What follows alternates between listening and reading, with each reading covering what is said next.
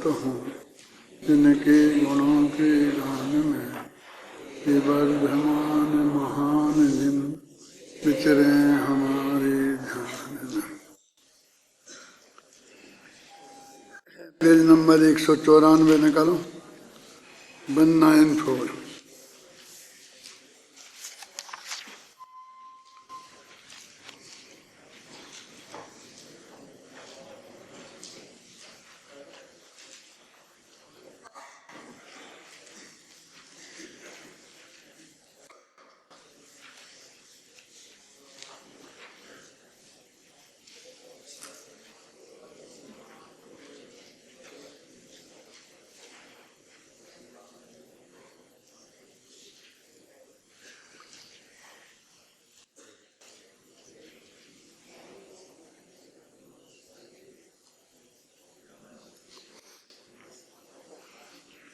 एक पेज पीछे से देख लें, 93 से नीचे के 2 पैरे।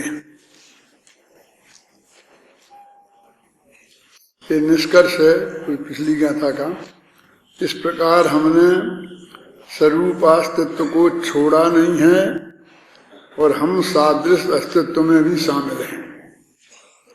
हम ऐसी महासत्ता के अंश हैं जिसमें स्वरूपास्तित्व को छोड़ना जरूरी नहीं है।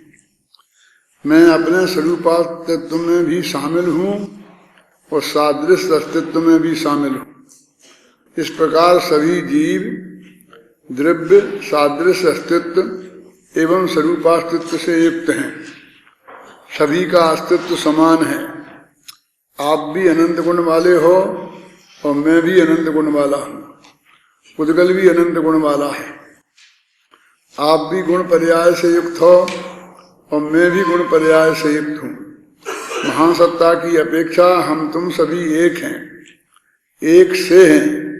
अतः इस अस्तित्व का नाम सादृश्य अस्तित्व है। ये पिछली गाथा में जो उन्होंने बताया, अस्तित्व 2 प्रकार का होता है और स्वरूपास्तित्व का महत्व इसलिए है क्योंकि उसके आश्रय से संबंध दर्शन की प्राप्ति होती है और वह हम स्वयं हैं। सादृश्य अस्तित्व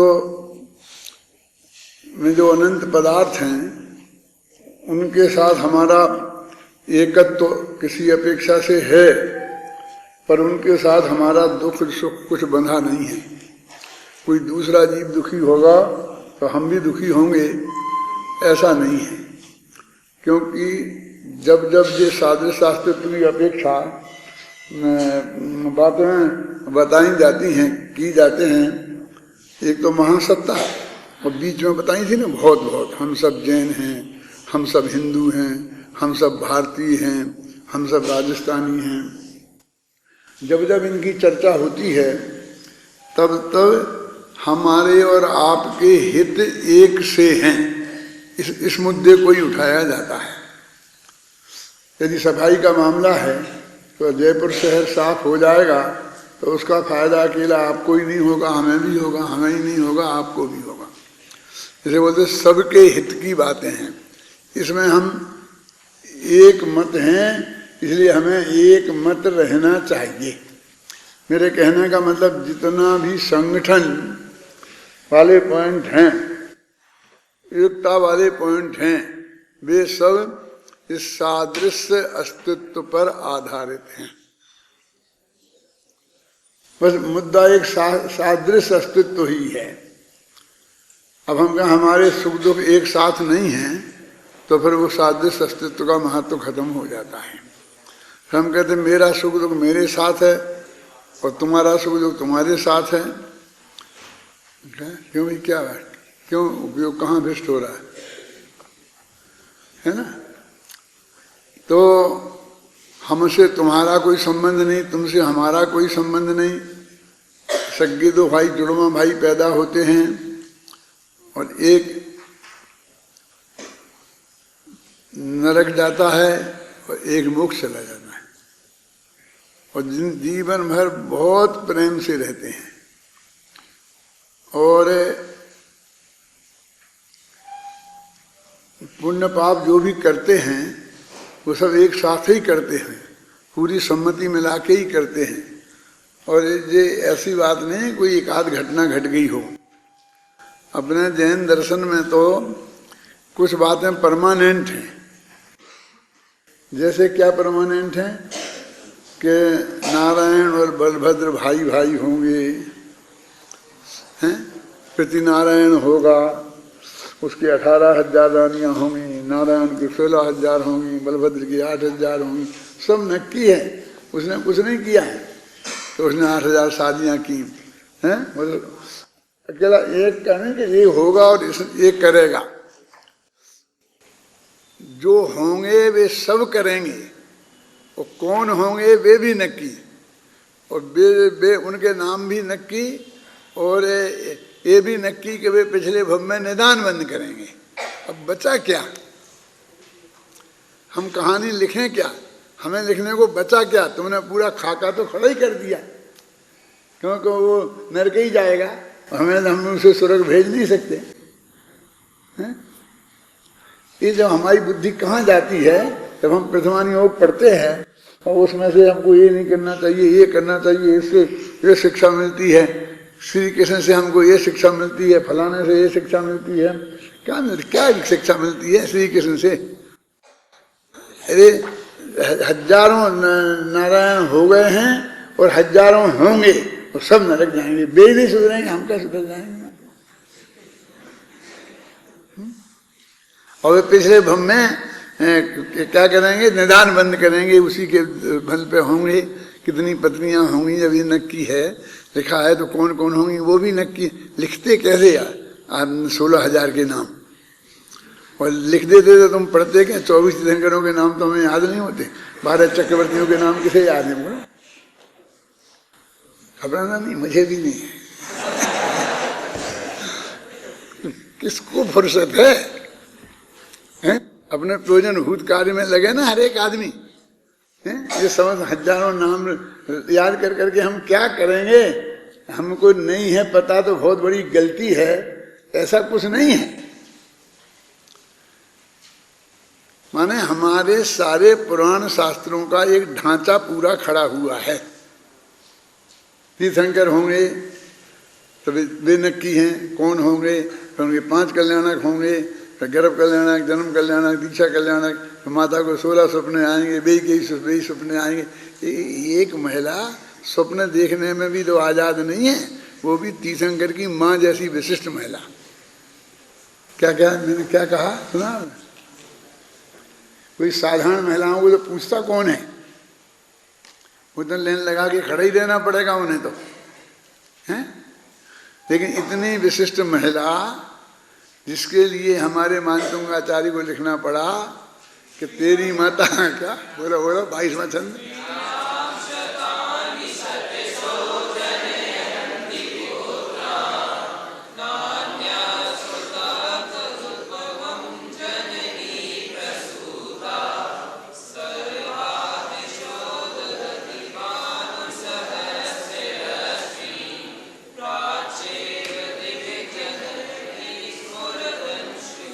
मैं पूछता हूँ मानतुंगाचार्य से, उन्हें मालूम नहीं था कि 24 तीर्थंकर होंगे और वो 24 माताएं होंगी उनकी, और वे भी मरुदेवी से कम नहीं होंगी। मतलब जो माँ का नाम नहीं था, ऋषभदेव की माँ का नाम मरुदेवी था ना, तो वे भी एक से एक बढ़ के ही होंगी ना। भाई एक ही है, तुम ही हो। वो तो जिसके गीत गाएंगे उसको तुम ही है, एक ही है, वही स्टाइल से उसकी तरीका, वो सब नक्की है। वो इंद्र नचेगा और वो तांडव नृत्य करेगा और वे लोकांतिक देव आएंगे और वे समझाएंगे। क्या हम करें? क्या करने को छोड़ा क्या है? जैसे बच्चों को वो चित्र बना देते, चित्र की किताब होती है ना, और उसमें ऐसे लाइनें खींच खींच के चित्र बना देते हैं और फिर कहते हैं बस बेटा इन्हें रंग भरो, और रंग होते हैं बस रंग भरते रहे, रंग भर दो, उसने चित्र बनाया। क्या है? यानी वो खाका पूरा हमारे यहाँ जैन दर्शन में सुव्यवस्थित है, उसमें हम कुछ भी नहीं कर सकते हैं।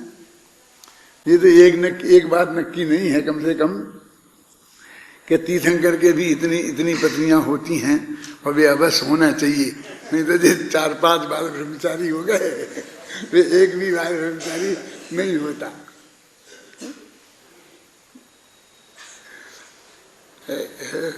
मेरे कहने का मतलब ये है कि ये सब चीजें इतनी व्यवस्थित हैं और ये सब हमको क्या बताती है? कहते शिक्षा लेनी है ना, तो यही लो ना कि सब पूरी तरह व्यवस्थित है और कुछ करना बाकी नहीं है, कुछ नहीं छोड़ा है उनने हमारे लिए। अपन जाएं किसी की शादी में और सब बहुत बढ़िया व्यवस्था हो, पर वो आजकल तो प्रोफेशनल होते हैं, उनको सौंप दी जाती है तो वे बराबर एक एक चीज कहाँ रखना, कैसे करना, क्या करना सब व्यवस्थित करते हैं। फिर अपन जाते हैं और अपने ये पद्धति है कि घर के वो मालिक से कहते हैं हमारे लायक सेवा कोई हो तो बताओ। वो भी एक पद्धति, वो भी अपना सिस्टम नक्की है। हिंदुस्तान में सब नक्की है, हम उनका जवाब भी नक्की है। जैसे कहीं ट्रेनिंग लेके आए हों दोनों जने, क्या आप तो बिराजो, सब बढ़िया है, हो रहा है, बस आप बिराजो आप तो एक निगाह डाल दो, देख लो क्यों चाहे लाऊं भैया। ये जवाब भी नक्की है, प्रश्न भी नक्की है, सब व्यवस्थित नक्की है। हमें तो सिर्फ खाका भरना है। रोडामल जी ने लिखा है मुख्यमार्ग प्रकाशक में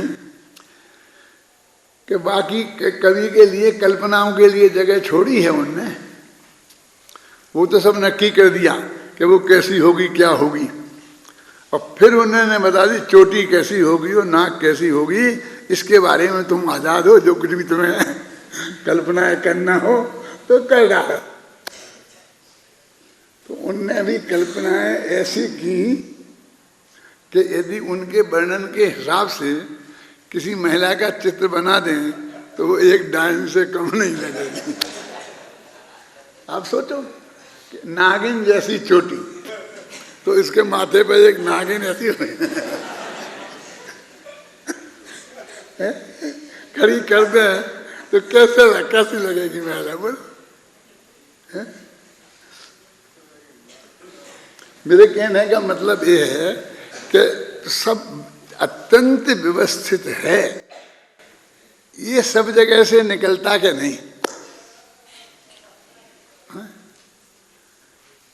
आज नहीं कह रहा हूं, जब क्रमबद्ध पर्याय पर मैंने बोलना शुरू किया था उस दिन से ये कह रहा हूं कि हम तो सारे चारों अनुयोग पढ़ते हैं, तो ये कहते कहाँ लिखी, हम कहते कहाँ नहीं लिखी। एक बात पे लड़ते हो कि कृमि नियमित शब्द है कि क्रमबद्ध शब्द है।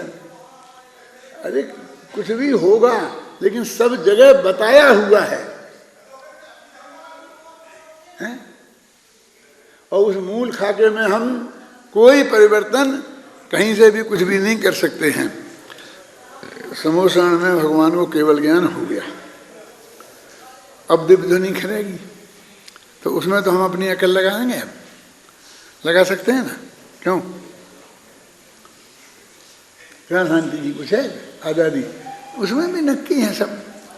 वस्तु का स्वरूप जो अरहंत आदिनाथ ने बताया था वही अजितनाथ ने, वही संभवनाथ ने।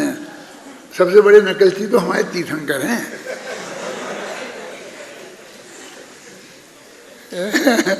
बिल्कुल वही की वही बातें, वही की वही बातें, और फिर भी ओरिजिनल, फिर भी मौलिक।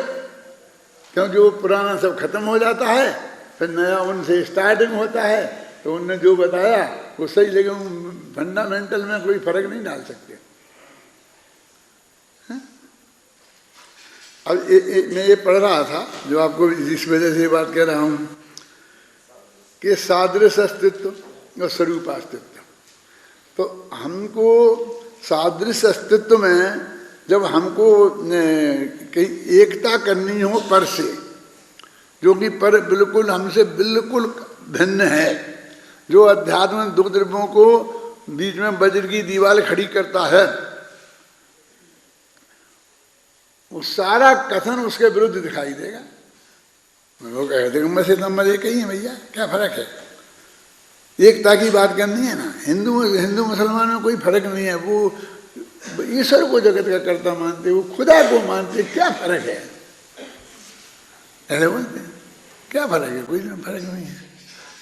फर्क तो वास्तव में अपन से है ना। कौन? हिंदू और मुसलमान और ईसाई एक हैं और हम अलग हैं। ये क्या बात कर रहे? ऐसा मत बोल मत देना, किसी धर्म सभा में बाहर बोल मत देना, नहीं तो ये तीनों मिलके एक साथ होकर के तुम पर आक्रमण करेंगे तो पता ही नहीं चलेगा कि तुम कहाँ हो, कि तुम हो कि हो ही नहीं है? बोलो। लेकिन फैक्ट ये है ना, मैं एक सच्ची घटना बताता हूं। आज से 49 वर्ष पुरानी है, तारीख बाद बता सकता हूं। उज्जैन में उनने कोई 12 दिन का शिविर लगाया था। तब मैं यहाँ नहीं आया था, इंदौर में था। तो मैं 49 वर्ष पहले इंदौर में था। तो मैं इंदौर से वहाँ गया था। तभी बबलू है ना दादा का, ये करीब 1 साल का होगा, तब की घटना है। तो वहाँ पर प्रवचन हो रहे थे, तो एक पब्लिक मीटिंग रखी, हिंदू मुसलमान सबको बुलाया, वही रखा। तो इस विषय पे बातचीत आई। तो मैंने कहा क्रमबद्ध पर आए, ये सब की क्या करें, ये सब हिंदू मुसलमान को सुनाओगे? कहाँ सुनाएंगे, आप चिंता मत करो, बस आपने सुन लिया ना मुझे बकता, अब मेरे पे छोड़ दो। सब्जेक्ट भी मुझे वो क्या बोलेंगे कैसे बोलेंगे बस। तो फिर मैंने मानो क्या समझाया कि सबकी समस्या ये है, हमने एक दूसरे को कर्ता मान रखा है। हिंदुओं को भी ये बात पसंद नहीं है, ये उनके यहाँ भी अज्ञान है, मुसलमानों के यहाँ भी अज्ञान है। क्योंकि वे ये कहते हैं कि राम की मर्जी के बिना पत्ता नहीं हिलता। तो फिर राम की मर्जी के बिना पत्ता नहीं हिलेगा, तू कौन होता है बीच में? तू चाहता तेरी मर्जी के बिना पत्ता नहीं हिले, तू अपने हाथ में अधिकार चाहता है ना। तो हिंदू धर्म वालों को भी एक समस्या है कि तुम राम की सत्ता को चैलेंज कर रहे, मुसलमान खुदा की सत्ता को चैलेंज कर रहे, ईसाई गॉड की सत्ता को चैलेंज कर रहे, जैनी क्रमबद्ध पर्याय को चैलेंज कर रहे हैं। और सबकी समस्या एक ही है कि एक द्रव्य दूसरे द्रव्य का कर्ता नहीं है। ख्याल में आई ना? और हम तुम्हारे कर्ता नहीं। तो तुमको तो एक दूसरे का हो गया ना, ईश्वर हुआ तो वो दूसरा ही तो होगा। लेकिन उनकी समस्या ये नहीं है, ये तो हम कह रहे हैं अपनी। वो तो कहते हैं भगवान की मर्जी के बिना कुछ नहीं होगा, हम कहते हैं बस नक्की है अनादि से। सिर्फ इतना ही तो फर्क है। लेकिन तुम कुछ नहीं कर सकते हमारा, और हम तुम्हारा कुछ नहीं कर सकते, कोई किसी का कुछ नहीं कर सकता। ख्याल में है ना? इस मामले में सभी एक मत हैं। और मैंने इस पॉइंट को लेकर के 1 घंटे इतना बढ़िया बोला कि लोग तालियां पटी 10 दफे तो, और एकदम के कौन है वे पंडित जी, कहाँ हैं और कैसे हैं, तो समझ लो कि क्या हो गया। सब आए थे, हिंदू मुसलमान नेताओं को बुलाया था ना सब उनके, तो वे लोग भी सब आए थे, सुनाया सब। हमको ये डर लगता है कि हम मुमुक्षुओं में भी क्रमबद्ध पर्याय बोलने में डरते हैं, गैर मुमुक्षुओं की बात छोड़ो। लेकिन मैं तो कहता हूँ इतना बढ़िया सब्जेक्ट है, तुम कहीं भी बोलो, कैसे। और ऐसा नहीं कि झगड़ा हो जाएगा, वो समझेगा हमारे विरुद्ध बोल रहे, विरुद्ध है कहाँ। और अपना एक काम हो रहा है ना, एक द्रव्य दूसरे द्रव्य का कर्ता नहीं है, ये सबसे बड़ी समस्या है ना आचार्य कुंद की, भगवान महावीर की कह लो, चाहे किसी की भी कह लो, हम यही बात को तो सिद्ध कर रहे हैं। अब वो झगड़ा कि सब कुछ नक्की है कि भगवान नक्की करेंगे, एक वही झगड़ा रहेगा हमारा हिंदुओं के साथ में।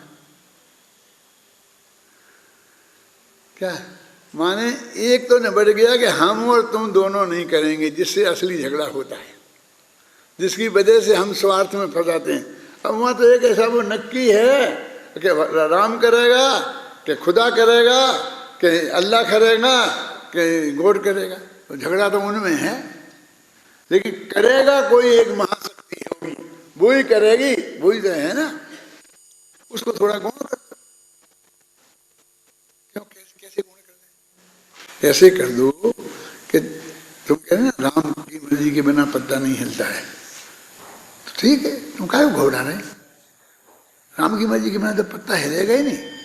अकेला तुम्हारा नहीं हिलता कि हमारा भी नहीं हिलता। हम जैन हैं, हिंदू नहीं हैं, और हम राम को नहीं मानते। राम को तो मानते हैं लेकिन करता नहीं मानते कि वो हमारे पत्ते वो हिलाए। ये अधिकार हम देने को तैयार नहीं है राम को। तो भी मैं आपसे पूछता हूं कि हमारे पत्ते राम की मर्जी के बिना हिल जाएंगे कि नहीं? बताओ। किससे पूछ रहे? राम भगत से। अभी तुमसे पूछते हैं, घबराना नहीं। हम मुसलमान से पूछते हैं कि हमारे पत्ते, हम खुदा को नहीं मानते हैं, हमारे पत्ते खुदा की मर्जी से हिलेंगे कि बिना की खुदा की मर्जी के हिल जाएंगे? नहीं साहब, आप चाहे मानो चाहे नहीं मानो, आपका होगा तो वही जो खुद मंजूर है खुदा होगा। है? अच्छा, तो अब इन जैनियों से पूछो कि साहब हम तो तुम्हारी क्रमबद्ध पर्याय को नहीं मानते ना, तो हम तो नहीं बंधे क्रमबद्ध पर्याय से। तुम मानने से भले ही बंधे ना हो, लेकिन क्रमबद्ध पर्याय तो तुम्हारी भी नक्की है। भगवान महावीर ने तो तुम्हारी भी जान ली थी, आदिनाथ ने भी तुम्हारी जान ली थी, समझ गए ना? वो जैनी अजैनी हिंदू मुसलमान कोई भी उससे बाहर नहीं है, ऐसा हर धर्म वाला कहता। कहां झगड़ा हुआ है? तो ये कहते हैं कि बार बार आश्वासन देते हैं, सुनो, कि तुम महासत्ता से इनकार मत करो। कि नहीं साहब, हमारा तो सब कुछ चला जाता है, महासत्ता हम उनकी मान लें, हमारे हम नहीं मानेंगे, हम नहीं मानेंगे। वो कहते हैं तुम बिल्कुल आजाद हो, समझे मैं क्या? वो महासत्ता को स्वीकार कर लो, तुम्हारा स्वरूपास्तित्व में पूरे तुम हो मालिक। तो उसमें तो हमारी मर्जी के बिना पत्ता नहीं हिलेगा ना। अभी तो हम नहीं कह सकते हैं, तुम करोगे जो जो होगा तुम में, उसके पूरे जिम्मेवार तुम होगे। क्या मतलब? क्या मतलब हुआ इसका? कि उससे पुण्य बंधेगा, पाप बंधेगा, मोक्ष होगा, निगोज जाएंगे, क्या होगा? जो होगा वो तुमको ही भोगना पड़ेगा। जब तुमको ही भोगना पड़ेगा तो उसके कर्ता दूसरा कैसे होगा? करे कोई और भोगे कोई, ऐसा तो हो नहीं सकता। ये तो नियम है, करे सो भोगे। क्यों? तो जब के तो हमारे स्वरूपास्तित्व में यदि कोई दखल नहीं है तो हमें तुम्हारी महासत्ता स्वीकार है। क्यों? ख्याल नहीं ना कि आप अपने जयपुर का विकास जैसा करना हो, वो जयपुर का मेयर है ना, वो पूरा करे ना। तो इसमें कोई केंद्र की सत्ता हस्तक्षेप करेगी और ना प्रांत की सत्ता हस्तक्षेप करेगी, बल्कि तुमको वो विकास करने के लिए सहयोग देगी, बजट देगी। बोलो क्या है? ऐसा ही है ना?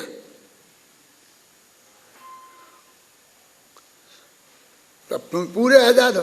तुम्हें कोई आजादी में फर्क है कि नहीं? हमें नहीं चाहिए गुलामी, हमको नहीं मुख्यमंत्री की गुलामी चाहिए, हमको प्रधानमंत्री की गुलामी नहीं चाहिए। कि कहाँ है? तुम निर्णय करो, तुम्हारे जितने से मेंबर चुन के आए हैं वहां पास करो, और पास करो वो करवाओ।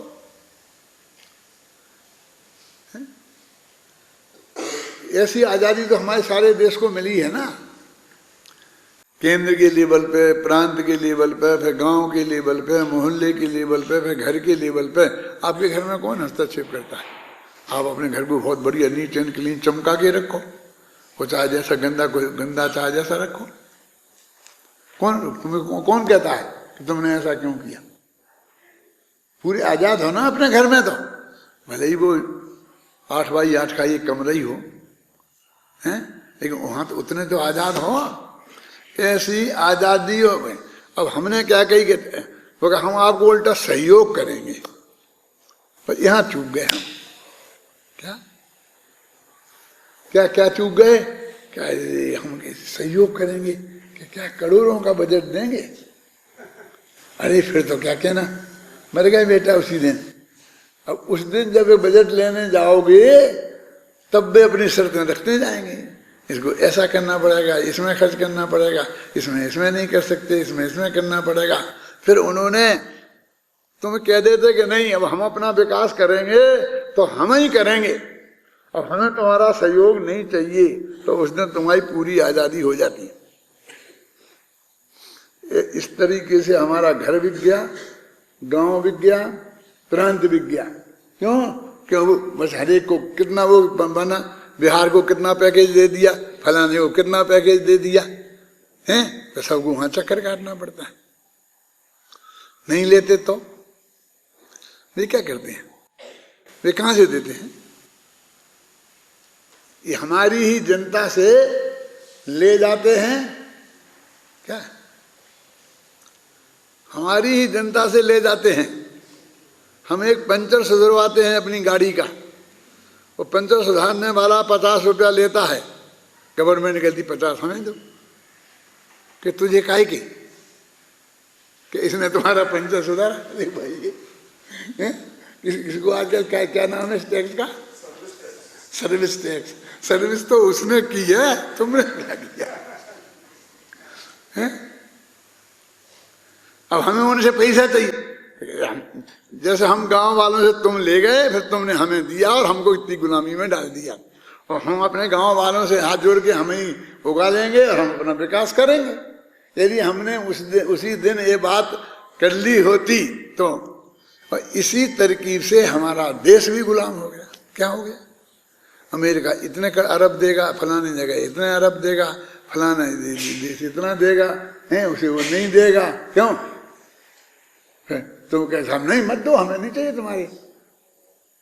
अरे हम कह रहे ले लो, नहीं लोगे तो हम वो सब पाकिस्तान को दे देंगे। बोलो,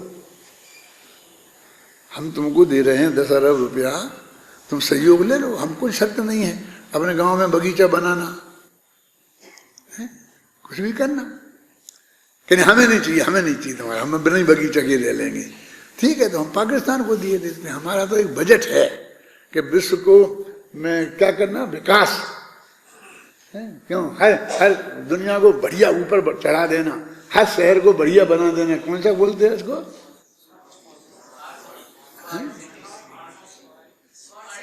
हाँ, जो भी होगा, बेकार पूछता हूं मैं, समझे ना? तो स्मार्ट सिटी है ऐसे बोल रहे थे ना, तो वो हम नहीं बनना, हम बने स्मार्ट के अच्छे। तो इसको लिए पैसा देंगे, फिर बस हमको गुलाम बनाएंगे। तो ये तुमके स्वरूपास्तित्व में, महाअस्तित्व के साथ में ऐसा नहीं है, ये मैं कह रहा हूं। तुमको बिल्कुल भी कोई पाबंदी नहीं है। बोलो अब महासत्ता का सदस्य बनना के नहीं, तो बनना नहीं बनना तुम्हारे हाथ में नहीं है, वो तो तुम बने ही बनाए हो। हम तो तुम्हें सिर्फ बता रहे हैं कि वस्तु स्थिति ये है, इसलिए अपने चित्त में भी उसका विरोध आना जरूरत नहीं है। क्या